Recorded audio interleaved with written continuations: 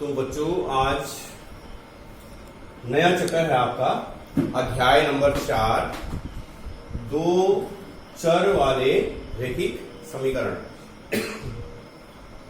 तो ये दो चर वाले रैखिक समीकरण आपने वैसे क्लास 8 में भी पढ़ रखे हैं, फिर भी मैं आपको एक बार इसकी परिभाषा में यहां पर लिखा दूंगा, तो आप फिर कॉपी में लिखेंगे रैखिक समीकरण, हेडिंग डाल देंगे रैखिक समीकरण,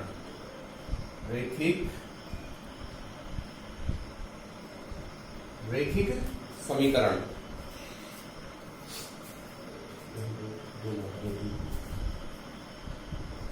तो आप लिख देंगे इसमें ax plus by plus c बराबर 0 के रूप के समीकरण को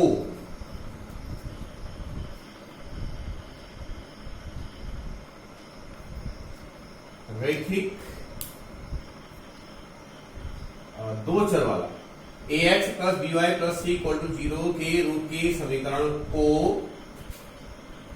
दो चर वाला रैखिक समीकरण कहते हैं, जहां x, y चर राशियां हैं और a, b, c वास्तविक संख्याएं हैं। तो अभी आपको एक शब्द लिखा हुआ है यहां पे चर राशियां। ये चर राशियां क्या चीज होती हैं, जिसको हमें x, y, t के पदों के रूप में हम इसको दर्शाते हैं। वे बीजगणितीय राशियां जिसमें जिनका मान परिवर्तित होते रहता है उनको चर राशियां कहते हैं। और ये ABC वास्तविक संख्याएं आप पहले से जानते हैं, जो संख्यात्मक रूप में है 1, 2, 3, 4 माइनस का 1, माइनस का 2, 1/2 जो भी है उनको वास्तविक संख्याएं कहते हैं।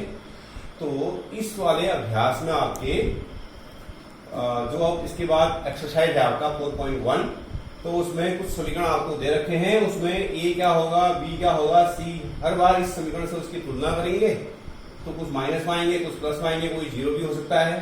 तो जो आपका 4.1 एक्सरसाइज है उसका पहले खंड में तो इस तरह के क्वेश्चन है, और जो पहला प्रश्न है उससे इसी तरह का एक समीकरण बनाना है।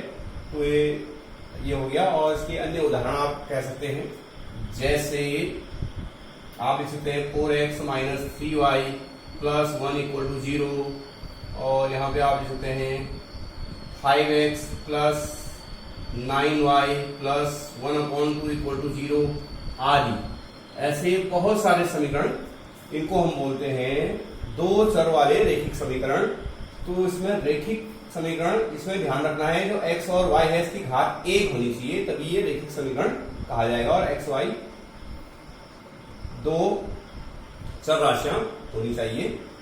तो अब इसके बाद आपका 4.1 एक्सरसाइज का एक क्वेश्चन मैं आपको बता रहा हूं, तो उसको जरा ध्यान से देखेंगे। तो आप अपनी बुक निकालेंगे, तो उस क्वेश्चन को मैं बोर्ड पे नहीं लिख रहा हूं, तो बुक में लिखा भी है। एक नोटबुक की कीमत एक कलम की कीमत से 2 गुनी है, इस कथन को निरूपित करने के लिए दो चर वाले रैखिक समीकरण के रूप में लिखिए। तो ये आपका क्वेश्चन है, आप देख सकते हैं। अपनी एनसीईआरटी की बुक को ओपन करेंगे, तो इसका जो पहला खंड है उसको मैं बोर्ड में बता रहा हूं, थोड़ा ध्यान से देखेंगे।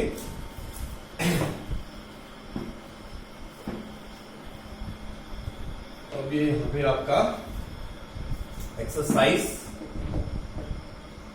4.1 आ जाएगा। तो इसका पहला प्रश्न आपने पढ़ लिया होगा, तो आप लिख देंगे, इसमें लिखा हुआ है एक नोटबुक की कीमत कलम की कीमत की 2 गुनी है। तो आप लिख देंगे माना एक नोटबुक की कीमत, हिंट्स भी दे रखा उसमें, माना एक नोट बुक की कीमत, तो पता नहीं है तो हम उसको क्या लिखते हैं, एक्स रुपया। फिर आप लिखेंगे माना एक कलम की कीमत बराबर वाई रुपया। अब लिख दिया जाएगा प्रश्नानुसार। अब जो शर्त दे रखी है प्रश्न में, एक नोटबुक की कीमत कलम की कीमत की 2 गुनी है। तो आप नोटबुक की कीमत को लिखेंगे मानियो, यानी कि नोटबुक की कीमत क्या है, x बराबर है कलम की कीमत की 2 गुनी, 2 गुणा y। अब इस y को बाईं ओर लेके आएंगे तो x माइनस 2y बराबर 0। बस आंसर हो गया आपका। रैखिक समीकरण के रूप में आपको ये बदल दिया गया है। उसके बाद क्वेश्चन नंबर 2 में बहुत सारे पार्ट दे रखे हैं, इसमें 8, तो इसमें बहुत आसान सा ये है, तो इसके 1-2 खंड उसमें भी मैं बता दे रहा हूं आपको, तो ये आपके समझ में आ गया होगा। अब आगे इसका क्वेश्चन नंबर 2 आप अपनी बुक में देखेंगे। निम्नलिखित रैखिक समीकरणों को ax प्लस by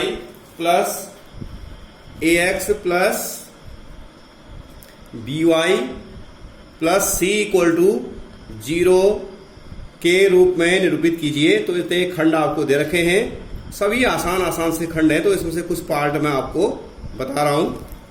तो इसमें से एक तो मैं आपको पहला बता देता हूं और एक दूसरा और एक लास्ट वाला बता देता हूं, 8वां। और ज्यादा आप होमवर्क में करेंगे। तो पहला है 2x plus 3y equal to 9.35 बार, 5 के ऊपर बार लगा है। और दूसरे में है x minus y upon 5 minus 10 equal to 0। और लास्ट वाला है 5 इक्वल टू 2x। तो सबसे पहले इसको ax plus by plus c के रूप में बदलना है। तो देखिए ax प्लस by के रूप में तो है ये c, यानी इसको इधर बाईं ओर होना चाहिए था, तो आप देखेंगे नंबर 1 का यही, इसको बदल के 2x प्लस 3y। अब इसको बाईं ओर लेके आएंगे लेफ्ट हैंड साइड, तो ये माइनस हो जाएगा, माइनस 9.35 बार बराबर 0। तो ये ax प्लस by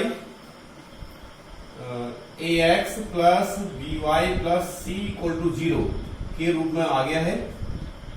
एक तो ये उत्तर हो गया। अब इसमें a b c, जिसमें a बराबर, तो आप देखिए a बराबर 2, b बराबर 3, c बराबर माइनस 9.35 बार, बस आंसर हो गया। ऐसे ही आपका नंबर 2 में ये पहले से ही है ax plus by plus c के रूप में पहले से है, इसको इस रूप में लिखने की आवश्यकता नहीं है, पहले से लिखा हुआ है। आपको सीधे इसको लिख देना है a बराबर, अब x का गुणांक देखिए, यहाँ पे कोई नंबर दिख रहा है तो एक इसका साइलेंट होता है, तो x बराबर a बराबर 1 आ जाएगा। और b बराबर y का गुणांक, तो ये यहाँ पे 1 छुपा होता है, माइनस का 1/5, c बराबर माइनस का 10। और उसके बाद आपका पार्ट नंबर 7, तो इसमें आपका बाईं ओर लेके आएंगे तो 5 माइनस 2x इक्वल टू 0 आ जाएगा। तो इसको या आप इस तरह से भी लिख सकते हैं, अथवा इसको आप बाईं ओर भी लेके जा सकते हैं, इसको दाईं ओर भी लेके जा सकते हैं। तो मैं इसको दाईं ओर लेके जा रहा हूं, 2x माइनस 5 इक्वल टू 0, ऐसे भी आप इसको लिख सकते हैं। तो अब इसमें तुलना करेंगे, ax plus by plus c बराबर 0 से तुलना करने पर, तो देखिए x का गुणांक a है, तो यहां पे आ जाएगा a बराबर 2। अब ध्यान देना है, यहाँ पे देखिए y का गुणांक b है, तो यहाँ पे देखेंगे y वाला पद ही नहीं है, तो आप b बराबर जीरो लिख देंगे, y का गुणांक नहीं है। c अचर पर c बराबर माइनस का 5।